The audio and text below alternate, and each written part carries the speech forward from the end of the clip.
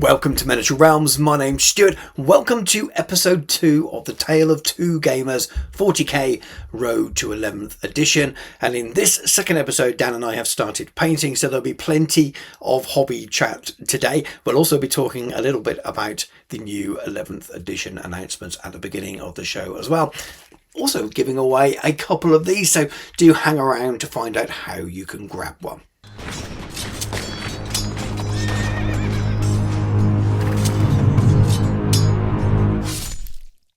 Miniature Realms is proudly sponsored by Counter-Attack Bases.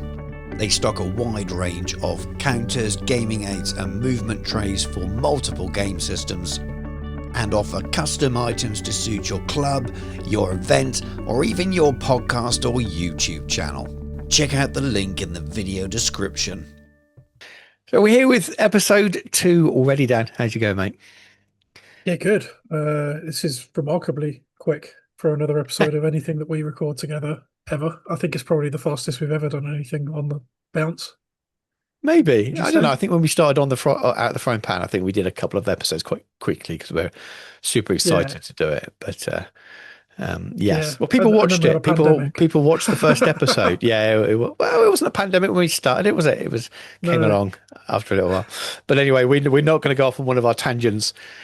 No. Already. We're keeping these episodes to sort of the 30-45 minute slots.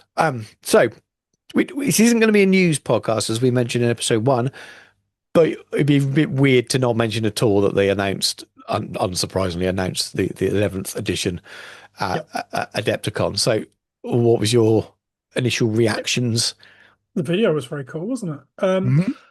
I am old and a cynic, and it's not our first edition, is it? It's not our first rodeo, or nor even our first game system. So I always try not to get too overexcited, jump on the bandwagon too much with any of these things, as much as a party pooper as that makes me sound.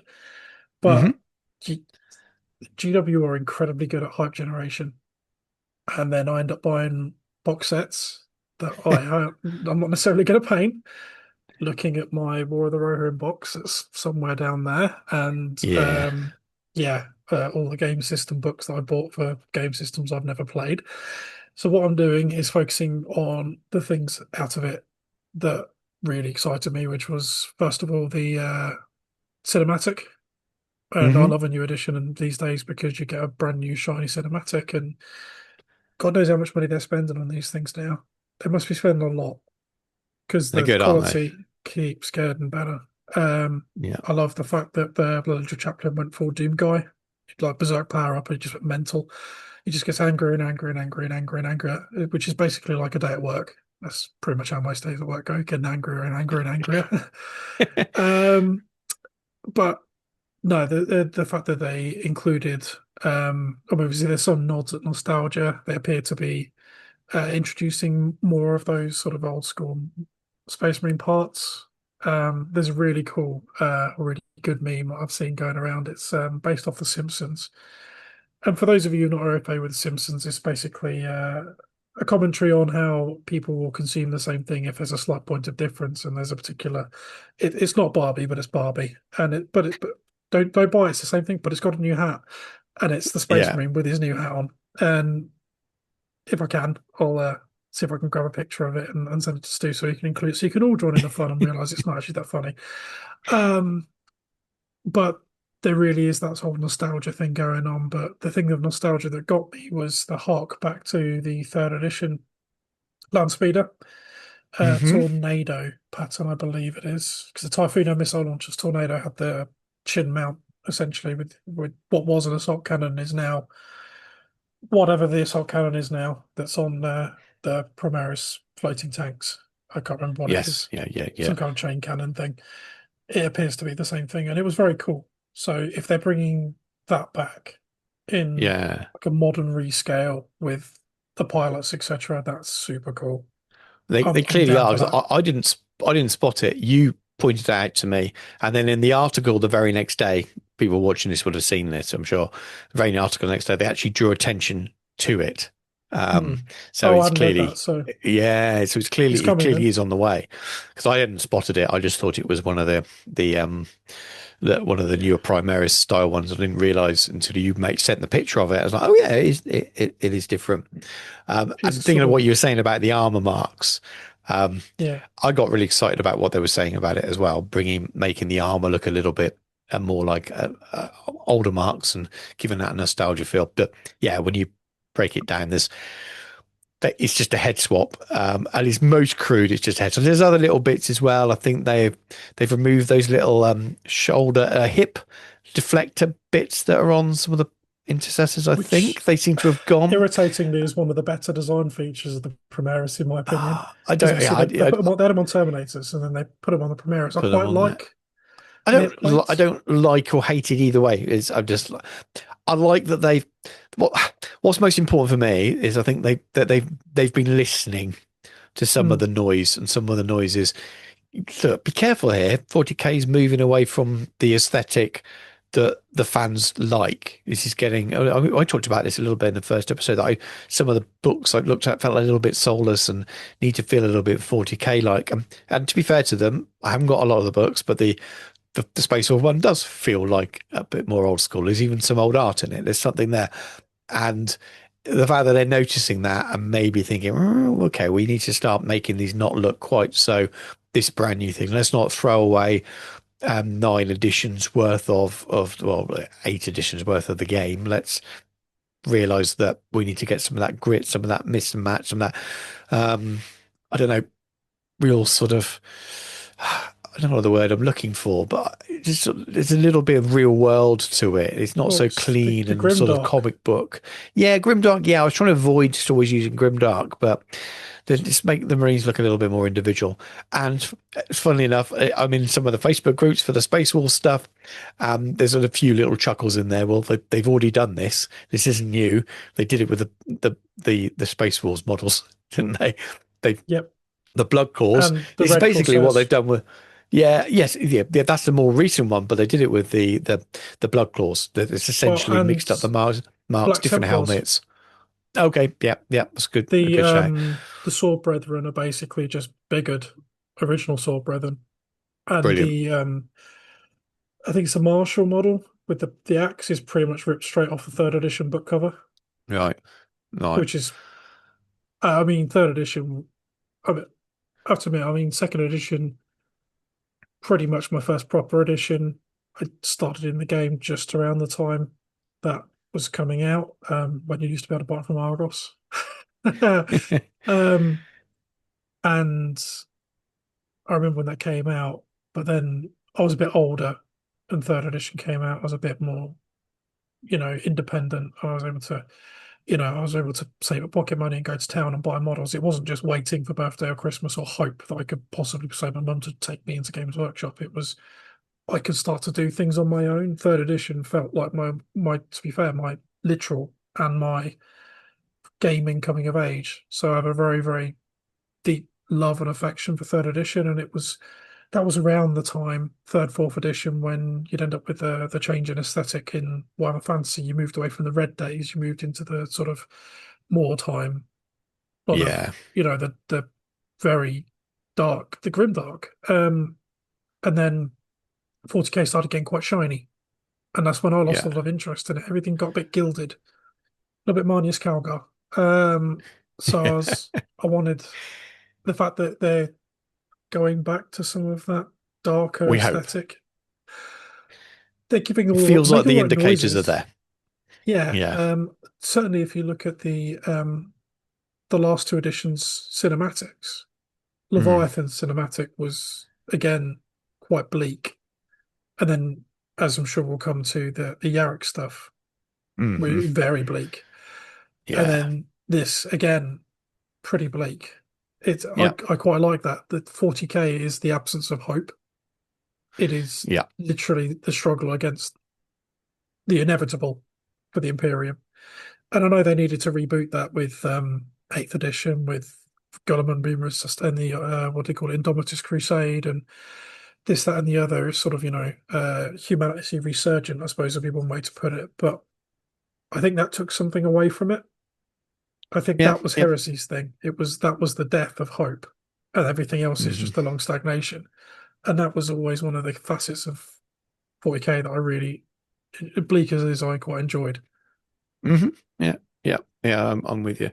So it would be interesting to see whether it's just the marketing for this, or whether that Yeah, is a direction they're slowly moving to. And if you believe a lot hence of my earlier point the that I yeah, don't, I'm not going to get too involved in the hype machine because yeah, it's not here yet. yeah, But let's not take that away from it. Obviously, we've both rekindled an interest in 40k. It's made the right yeah, noises for us. It's the appropriate moment for yeah. us to And get interested. So I'm guessing that's also coming at a time where I'm open to look at that and be excited about. mm, And as part of that is you've mentioned second edition. Second edition was a big thing for me as well. I did start with Rogue Trader, so I remember when second edition was brand new, so I bought it. But that box art was very deliberate. They mentioned yeah, it, but it's supposed to evoke the second edition box art feel. mm, While the Armageddon itself is very much something that's been throughout many editions of the game, including quite mm. recent. Um, but it's also a big third edition thing as well, which is what you've been talking Yeah. about. Well, yeah. I mean, obviously, it was the first was second, and the original sort of Yarrick and a different. It was a very different Games Workshop then, back when there were rules for suicide bombers in the Imperial Guard Codex, because there Yeah, literally were yeah, people throwing themselves off the walls into the Orc lines, and it was written into the fluff. People yeah. There were welding penal themselves into legions back cranes in and Rogue fighting Trader, and Gargants. Yeah, yeah, it's sending your prisoners with explodable neck collars and stuff. Yeah, yeah. yeah, It was penal good. legionnaires. They're doing those Really books were good. still around until what, fourth, fifth, Last I Chances. think so.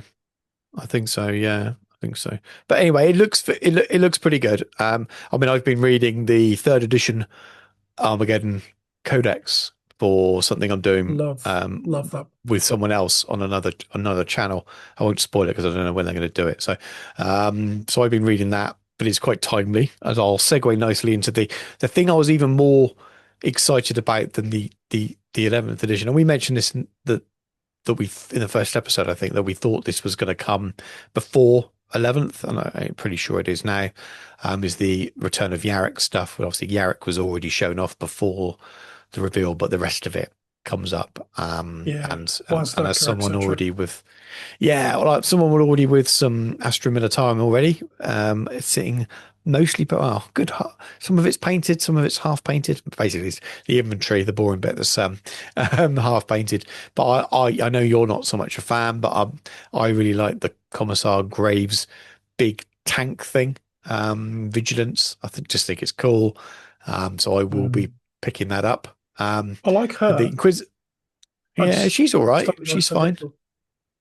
Yeah, I prefer the vehicle. Her model's fine.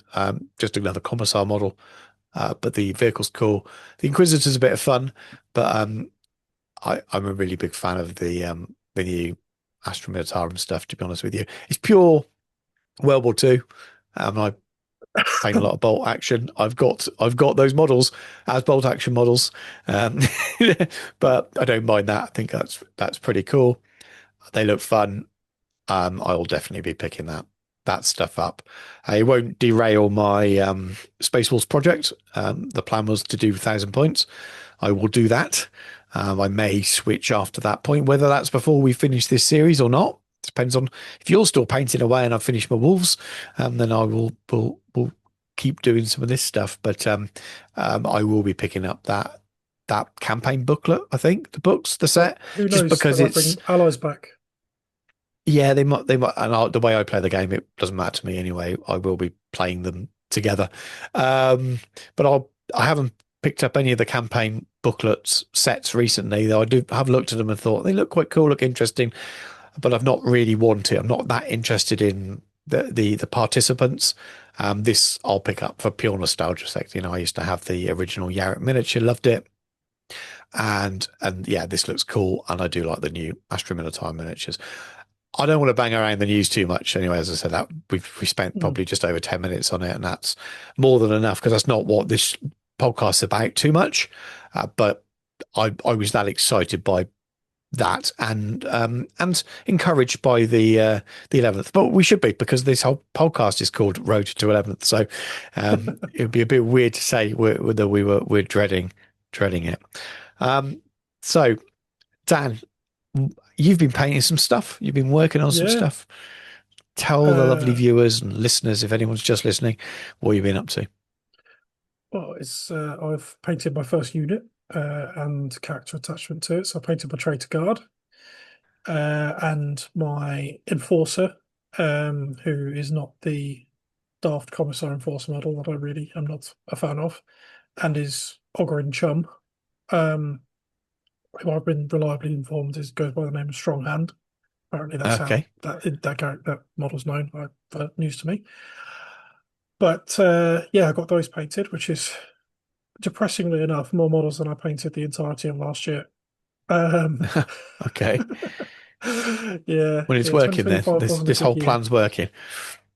Yeah, it's interesting because obviously this is something to get me out of my rut. It's something to get miniatures done on the board. Mm. So potentially play some games, break the cycle that I managed to get myself into. But in true hobbyist and particularly my own fashion, I sat there going, because they're not as good as my other models I've painted. It's just it's the way it goes. Obviously, I have cut corners on the models that I painted. They're not bad. I still had enough opportunity to give them a few little flourishes here and there. Yeah. Have a little play with things. It didn't help that my brush decided it was going to reach the end of its lifespan almost instantly while I was trying to paint the eyes, which I Right. was not a bit. That I had to struggle through painting those. There was a lot of swearing going on with that. Subsequently ordered some more brushes, but still waiting for them to arrive. Hopefully, well, I don't think it'll be in time for the weekend, but maybe next weekend. Yeah. Yeah. Um, yeah, but yeah, I got plenty done. Tried out some new methods. I think we touched on it last time we spoke. Obviously, using a few contrasts here or there, Hmm. which spent a few bits and pieces. Mainly the wraps around their legs and stuff like that. Normally, I would obviously build up the blends and highlight them and all that kind of stuff. But what I did was focused on areas of light. Yeah. So put in big panels of light almost and built up light across the entire surface of the area that it sits on, and then use the contrast to knock in the detail, Yes. Yeah. which worked. Yeah. It works really well. Not They look great. perfectly, but there's, learning new things. And then a lot of it was sort of tried and true techniques, just sort of a couple of layers. The armor probably took the longest out of everything that I painted, um, Uh-huh. but it's the main area. So, and I wanted to get the tone right, if nothing else. So, I had to paint the armor on the traitor guard by hand, which certainly took longer because, unfortunately, as much as it's still the largest area, the fatigues are nearly as much. So Yeah. so I just did it all by hand in the end. Which slowed me down. But still, I got them done in relatively good order. Embraced using powers with no pigments, so we'll see how they uh, stand up to the rigors of use. Because normally I fix them. I know you don't, but I do. So Yeah. Yeah. Interesting. If you play, it depends which brand you've got. I found that the AK ones, like I said, if you try, they are really kind of well, silky. these are Forge World ones. Wow, really They're old. old. Yeah, Forge World Dark Sand. I've got about 3 pots of it. Right. So It's good. I um, remember it. It's good stuff. But I think it's a little bit more on the dusty side rather than the kind of velvety, almost sticky side. And they have their benefits either way. You can almost get a more even blend just with the brush when they're dry, when they're more powdery, hmm, rather than the AK ones that they almost kind of stick in a splodge where you first put it. Um, but also it sticks on there without pigment sealant better as well. So it sort of swings yeah. and roundabouts a little bit. But Well, we'll see how they do. you can always just reapply them as well if they really do start to come off as you just Well, I will pick another until they run out provider and then you can't buy because, them again yeah, ever. Yeah. So if they come off, then I will buy an alternate brand, uh, Yes, or but put some more on and seal them.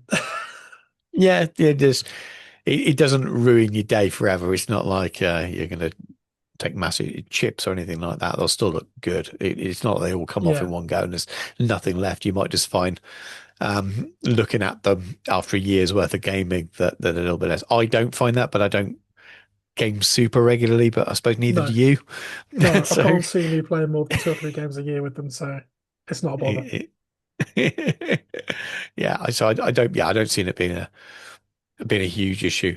So in terms of your processes, you built up all the black using your airbrush. I'm guessing blacks to greys, etc. And then you were Uh, Everything by hand on these. With the everything.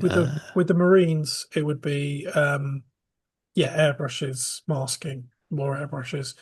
With this, I ummed and ahed and sat looking at them for a little bit, and I just thought, there's no one single bit I can do with the airbrush without just having to black a load of stuff back out again.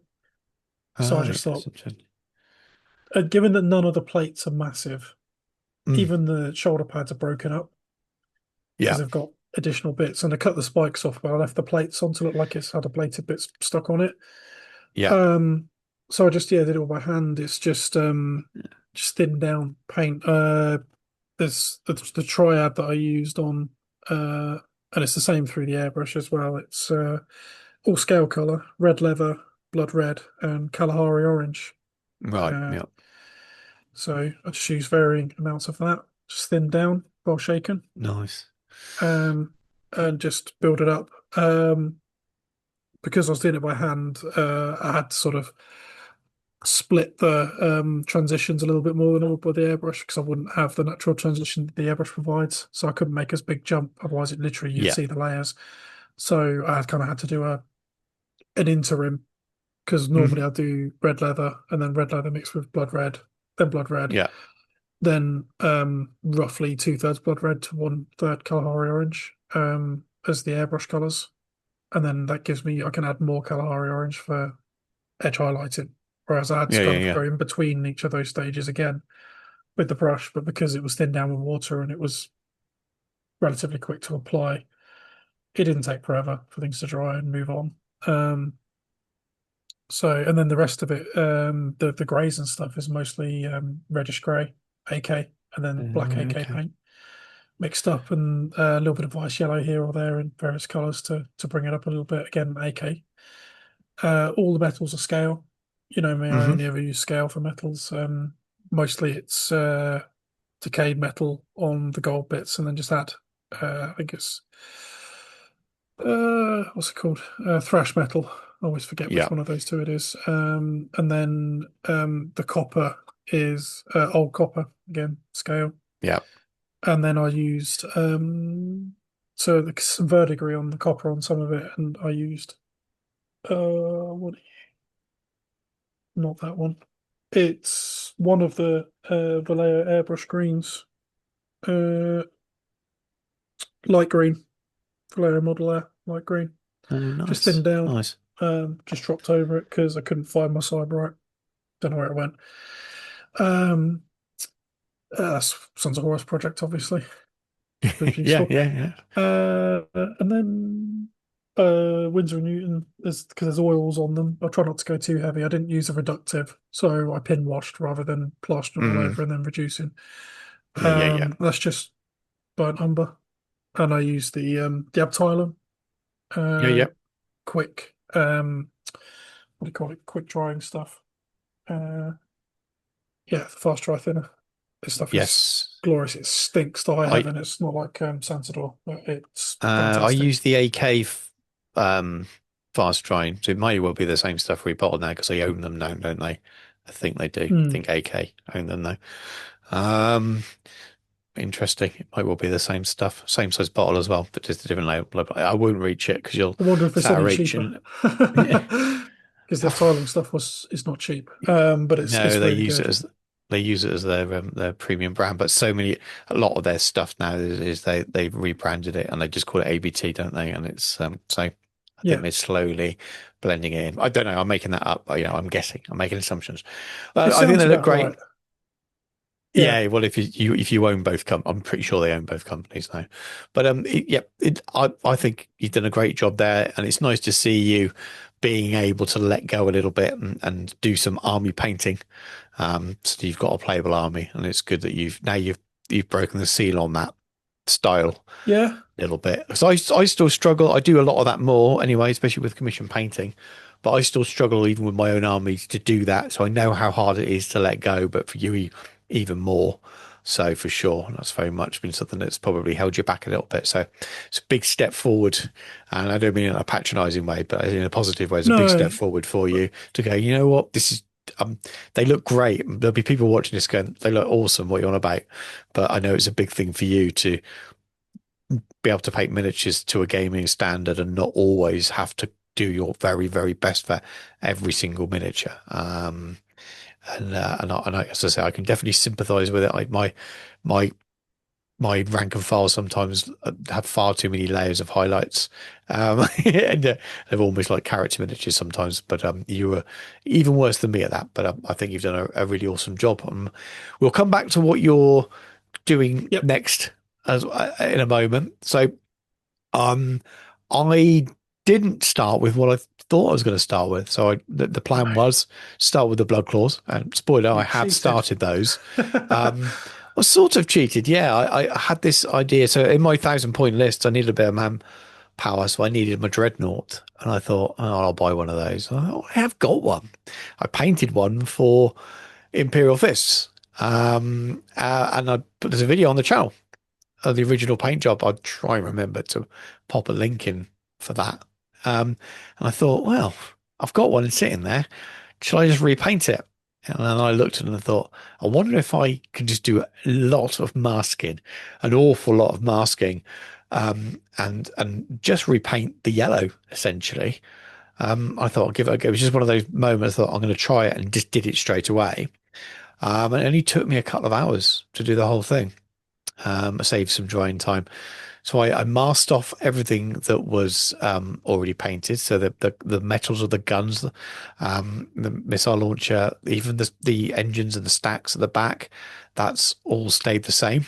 Just mask them all off. A mixture of liquid mask, cling film, and normal masking tape to hold it all together. I did shave off the Aquila at the front a little bit so that I could fit a bit of a shield in there, borrowed from the Marauders, the new Mm. Old World Marauders, borrowed one of their shields and one of their heads that I've painted as if it's like a gold or a bronze sort of statuette thing on the front. Added some chains on there, and then added an old Empire Middenheim wolf cloak thing dangling between his legs. But yeah, I basically masked off everything and then airbrush primed it black. I started with night sky war paint, and then used wolf grey and runic cobalt. And then afterwards, I went in with, I've got to reach here and find it. Um, Turian Navy speed paint, just to go back and really boost the shadows afterwards. Also didn't have a dark enough shade that I wanted in there. Just really, I like to go back and really have quite extreme transitions between the dark and the light on the That panels. might be I found that intense just blue. boosted it back. Yeah, I'll That might use it be in the same better. way. I've I've stopped buying those in ink paints since I've been using contrast because I usually got a contrast or a speed paint that Yeah. does the job. Yes, it's not as intense, but then I was thinning that stuff anyway. So yeah, I kind of did all my usual painting style. The thing I would do first usually. Sometimes I start with metals and mask them off, but and then when I peeled all the masking off, I even masked over all of the little purity seals. I haven't repainted those. So all of that, I put a little liquid mask on them. Um, and then as soon as I peeled it all off, it was fine and stuck some new transfers on, sealed it, and then oil washed it. And obviously changed the base from the deserty thing that I had before to this sort of snowy effect. But I just thought, well, I'll just see if I can do it. It was a way of testing out the paint scheme as well, I suppose. Mm. And I'm happy with the color scheme I've chosen.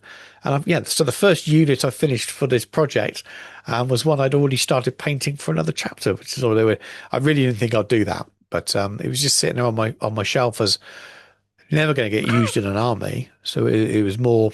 I've got a lot of shelves on the cabinets behind me that are channel shelves, so things one-off miniatures that I've painted for the channel that I kind of keep out of posterity. Well, this is now had its had a bit of a glow up, and yeah, it's probably looks better than it did before. Changed the yellow; it's a different yellow recipe. I didn't stick to the recipe I had before. I wanted to make it a little bit brighter as well, and using again more paint, using the army painter stuff just to see what it would work like, and it's fine. So yeah, happy with that. It came out all right. Feels nice to get the first thing done and dusted. So what have you got next up? What's your next unit you've got lined up? Well, obviously, people have already seen my test miniature. That we showed that first. So he needs a squad. So the next four guys for that are literally the next thing on the block, which is like I don't know if they're still called aspiring champions. I'd assume they are the unit champion. And then two guys with bolt guns and a guy on heavy bolter. They're just going to sit on the back of the board because all my other Marines are going to have bolt pistol and close combat weapon. But I just wanted one unit with bolt guns, just sit on the back of the board or move into the mid board with just a bit of firepower. Not huge amounts, it's only bolt guns, but which is a statement in itself. Only bolt guns. It's that massive. Yeah. A rapid fire grenade launcher is just a bolt gun. But that's gonna be next, and depending on when we record and how much time we've got, just before Easter bank holiday weekend, I have no plans for it. So I might start my Havocs by the time we record again. We'll see how we get on. Nice. So before I tell you what I've got doing next, I mentioned this at the beginning of the show. I've got two of these to give away. I'm not going to bore everyone with the story of why I've suddenly got loads of calendars. They didn't fall off the back of a lorry. I was just sent some that I don't need. And I have two Warhammer 40K 2026. I know we're quarter of the way through the year. Ultramarines calendars. I thought I need to give these away. And what's the best place to give them away? On the only regular 40K segment on my whole channel. So if you'd like to win, well, I say win, if you'd like to receive one of those, you don't have no questions or anything like that, share this video anywhere you like, be that in your personal Facebooks, if you want to show off your nerd cred, in another group, on your Instagram, in your family WhatsApp. You can reshare. That includes resharing the post I've done for this as well. You don't have to create your own post. Share it and then comment in this video saying I've shared it. You don't need to show me where you've shared it, pop any links or anything like that. And I'm not going to be checking your homework. I will trust you. And then what I'll do is I will draw names out of a hat in a couple of weeks' time. I'm not going to give a closing date. I'll choose, but at least after the Easter period, and it will be before the next show. So I will draw a couple of people out and then I will get them sent out to you anywhere in the world. I'll get them sent out to you. You can pay your own tariffs depending on where you are.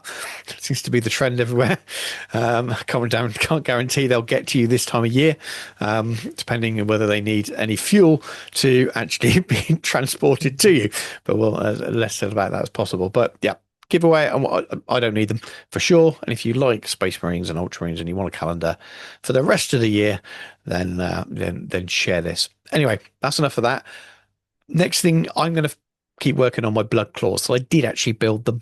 I've made a start to them already. I'll save what I've done for the next video. I've got some paint on them already. If you look closely on the screen, you might even be able to see them somewhere in shot at the moment. Say that and I might have trimmed the video. Can you see the dreadnought? I can't. Oh, you can, yeah, just on the top shelf there. Yes, but they're not on that shelf. There you go. They're on a different shelf. But I'm going to do the blood claws. I have broken my rule though, Dan. My rule of not buying the next thing until I've finished it. I have bought my Grey Hunters, and the reason I have is because I needed to buy some paint, and I thought, I need to get the free shipping part, and I need those, so I've added. They've still got the cellophane on. They've gone on the top of the shelf. And I will finish my blood claws first. But my punishment for breaking my rule is that I won't paint a character after my blood claws. I will go straight on and get them done. I've got 2 battle line units then as well, or whatever they end up being called in the next edition, probably the same. It feels then like I've got the core of that 1,000 point in terms of the boots on the ground, the hardest part to get done, and it will all Mm. be a lot more fun after that, because after that it will be characters and the Wolfguard Terminators, so they'll all be nice Yeah, things. So I've got 10 Terminators to do, and I'm not looking forward to the masking out, if I'm honest with you. That's going to be the bugger. Masking off entire arms and legs. yeah, I'm just doing shoulder pads, and I know I could leave them off for something like the blood claws. I could have left the shoulder pads off, but because I want the blue coloured trim on Mm. it, well, I thought, well, what's the point? Because I'm just hand painting in the same blue that I've achieved with the airbrush. So, you know what? I'll just mask off using liquid mask. I'll mask off the yellow area. I do it all the time with stuff. It means you're not super gluing shoulder pads on a painted miniature afterwards as well. So, I've do less and less sub assemblies these days, especially when Agreed. I've Yeah. found it. For me, it needs to be if I'm painting a competition piece, which I don't do anymore, then that would be the right thing to do. But when I'm painting a wargaming army, the question for me then is what's going to be the shortest period of time? And Mm. sometimes the whole masking, look, putting stuff on corks, putting stuff on little pins and things can take longer than it does Mm. to paint stuff in other ways. Same with masking. Sometimes I I'll go a different route. I I won't just mask as I much. just stick them on now. I do the whole, yeah. I don't even bother sub-assembly now. Oh, I paint on bases as well, unlike you. Did you with these actually? Did you paint on your bases for this project? Yeah, yeah, yeah, Yeah, yeah. They're all textured and stuff already. yeah. I'm still deciding actually. That's kind of a thing to decide, and hopefully when we record next, I'll make my decision on it about whether to do my usual trick of gluing magnets in the bottom and flooding with resin, or actually look at these wall mag Go War bases Mag, that people. Go War Mag, and I'm not sponsored by them at all. I Mm, bought. I'd spent a lot of time, like you, magnetizing bases for commission armies as well, and I don't do what you do. I'm just super gluing them in the bottom of bases, but I just hate how much super glue I get my hands. How many times, no matter mm, how much I double check and triple check, if I still manage to balls up the polarity and get some round the wrong way, and all the rest of the issues. So I thought I needed some done quickly for it was for my Cathay army that I was taking to Armies on Parade at the store, local store, and I've got a metal case for it. I thought, right, what's the quickest way? Right, let's buy these. And I bought the ones that sit right inside the base that are designed yeah. to fit flush inside. And it was just a game changer because it's peel off the back, stick, next, peel off the back, stick, next. Mm, And they're great. And if you, or Danny would be able to attest to this, that at a Throne of Skulls doubles, that they hold miniatures in very well to their movement trays because it was quite hard to pull them out. So the magnets are strong enough as well. So there was no issues mm. with it at all. So I would definitely recommend. And they're also, I just assumed they'd be really expensive because it's so convenient. It's not actually at all that expensive. When I factor in the resin I have to buy as well. Yeah. Oh yeah, I reckon it's definitely cheaper than you doing it as resin. It's not as cheap as buying some rare earth magnets and glue, but it's only double the cost, I think. I'm sure when I bought the stuff for the square ones, and I don't want to go too much for tangent here, but when I bought the square ones for my old world stuff, I'm sure that sort of like 80 squares were about 13, 14 quid. I mean, as I said, never had any contact with them, never reviewed any of their products or anything like that. But I bought some myself, and just they worked well for me, and they were really easy to use and just shove it. And I will do the same when I need to transport this army. I will just order what I need from Walmart and stick them in. Anyway, I think we can leave that there. Before we go, have you got any other business today before we finish this episode off, Dan? Because it is the 1st of April, I'd imagine an Oh awful lot of you yes. may have seen GW's. I have to admit, I'm normally a little bit eye rolly at April Fool's stuff because I'm old and I'm grumpy. It was really good. It was brilliant. It was quite funny, wasn't it? The little section with the Necron chap, I think it's Transin. Yes. Yeah, that was funny because I'm Yeah. sorry, but all Necrons need to be camp now. They do. They're camp arch villains. I mean, Skeletor was camp as hell anyway, and they're basically 40k Skeletor. So I'm all for it. It was, yeah, I love that kind of thing. So if you fancy, if you've not already seen it, a little bit light-hearted, and out of the evil corporation that GW is, and I thought it was quite nice bit of light-hearted fun, which is I'm all for. It was good. It was good. There's clearly a lot of effort went into it, but Yeah, planning that a and the long fact time they've ahead. engaged with the clearly engaged with the cosplay community because I've seen some of those costumes elsewhere. I think they And have not them at the AI'd Grand it. Narrative. I think a lot of those people Yeah, were, from the pictures I've Necron seen, were at the chap Grand was. Narrative. So I wonder if that was maybe filmed around that time. They got them together and said, "We're doing this." Who knows the story behind it? It's probably something like that. But it's great. It's great that they're allowed to have some fun and do something like that. So I'm all there for that. Right then.